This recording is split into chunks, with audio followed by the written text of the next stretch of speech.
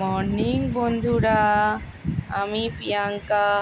আমার স্মল লাইফস্টাইলে তোমাদের স্বাগত। তোমরা কেমন আছো বন্ধুরা? তোমরা নিশ্চয়ই খুব ভালো আছো। আমিও ভালো আছি। আমি এখন আবার একটা নতুন ব্লগ নিয়ে তোমাদের সামনে হাজির হয়েছি। আজকে কোনো কাজকর্ম দেখাচ্ছি না। আজকে শুধু কোথায় গেলাম, কি করলাম সেটাই তোমাদের সঙ্গে শেয়ার করছি। আমি এখন বাবুকে নিয়ে হসপিটালে চলে এসেছি চোখ দেখানোর জন্য। এখানে নাম এন্ট্রি করা হচ্ছে। আমি নাম এন্ট্রি করে নিলাম বাবুর জন্য। তারপর আমাকে উপরতলায় পাঠালো। আমি একবার এখানে যাচ্ছি, একবার ওখানে যাচ্ছি, একবার উপরতলায়, একবার নিচের তলায়, এইভাবেই আমি যাচ্ছি। আর নানা জায়গায় বাবুর পরীক্ষা হচ্ছে। ডাক্তার দিদি যেখানে যেখানে পাঠাচ্ছে আমরা সেখানে সেখানে যাচ্ছি। বাবুর চোখে ড্রপ দিয়ে বাবুকে আধ ঘন্টা বসিয়ে রেখেছিল, বলেছিল যে চোখ বন্ধ করে বসতে, কিন্তু বাবু কি করেছে জানেন বন্ধুরা? চোখ খুলে ফেলেছে। সেজন্য আমাদের আসতে অনেকটা দেরি হলো। বাবুর এখানে একটা পরীক্ষা হচ্ছে। এখানে ম্যাম পাঠালেন, বললেন যে পরীক্ষাটা করে এসো, তারপর আবার রিপোর্টটা নিয়ে আসবে। সেই জন্য এখানে একটা পরীক্ষা হচ্ছে। এখান থেকে আবার এখানে নিয়ে এলো বাবুকে। বাবুর কোনো চোখের রিপোর্ট পাচ্ছিল না। বাবুর চোখ ঠিকঠাক আছে, কিন্তু কী জন্যে মাথার যন্ত্রণা হচ্ছে সেটাই তো প্রবলেম নয়। এখন বাবুর আবার এখানে একটা পরীক্ষা হচ্ছে। এই পরীক্ষার রিপোর্টটাও একদম ঠিকঠাক। ম্যাম বলল চোখের কোনো প্রবলেম নেই, দীর্ঘদিন ফোন দেখেছে, সেই জন্য হয়তো একটু মাথার যন্ত্রণা হচ্ছে। এখন ফোনটা পুরো অফ করে দিন, তাহলে বাবু ঠিক হয়ে যাবে। আমার ডাক্তার দেখানো হয়ে গেছে। এবার আমি বাড়ি ফেরার জন্য ট্রেনে চেপেছি। ট্রেনে এসে আমি এই জানলার দিকটা বসেছি, আর বসে জানলার ধারে যেসব জিনিসগুলো দেখতে পাচ্ছি তোমাদের সঙ্গে শেয়ার করছি বন্ধুরা। তোমাদের হয়তো ভালো লাগতে পারে। তোমরা দেখো, তোমরা দেখে আমাকে একটু কমেন্ট করে জানাবে বন্ধুরা, কেমন লাগলো তোমাদের।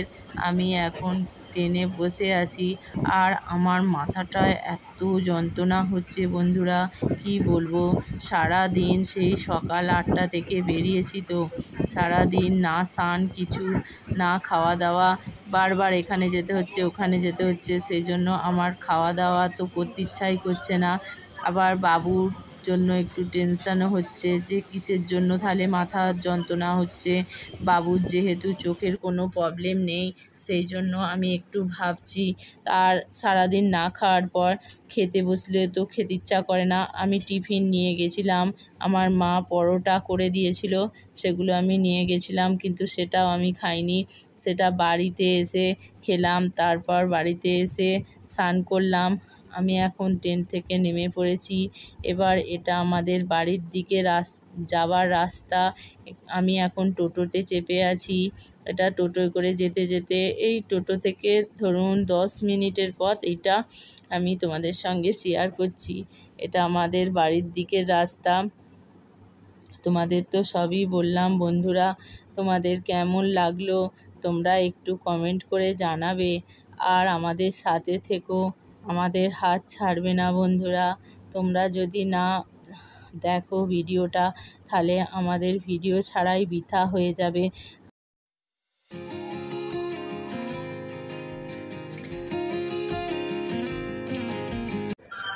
বাড়িতে গিয়ে বাবু, আমাদের ওখানে সন্তোষী পূজা হয়েছিল, পাড়ার সেই সন্তোষী ঠাকুর দেখতে গেছিল।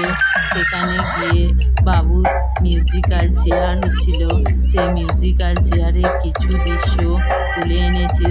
সেটা তোমরা দেখো বন্ধুরা, তোমাদের খুবই ভালো লাগবে এবং তোমরা আনন্দ পাবে।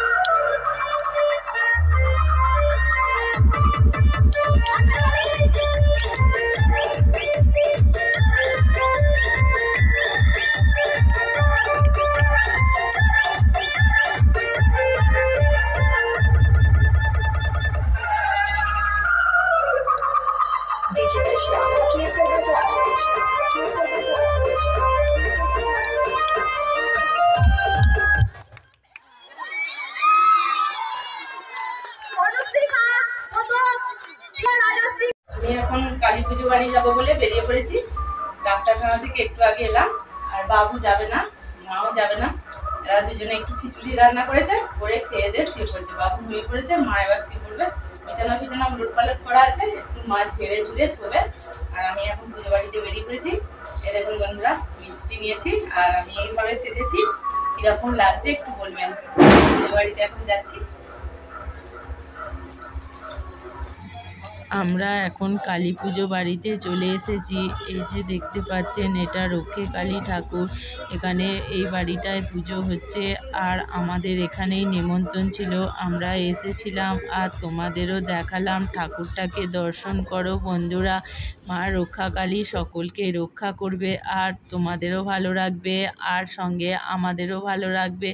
আমি এখন খেতে বসে পড়েছি। এখানে খাবার জায়গায় চলে এসেছি। এখানে আমি মিষ্টি খেলাম না আর চাটনি নিয়ে নিই, বাদবাকি সব কিছুই খেয়েছি। আর আইসক্রিমটা দিয়েছিল, তোমাদের দেখানো হয়নি বন্ধুরা, আমি তোমাদের মুখে বলে দিলাম। এখানে একটু ভেজিটেবিল চপ দিয়েছে আর শশা। তারপর যেগুলো আমি খেয়েছি তোমাদের দেখালাম। ভালো থেকো বন্ধুরা আর আমাদের সঙ্গে থেকো। Good night. আর আমাদের পাশে থাকতে ভুলবে না বন্ধুরা।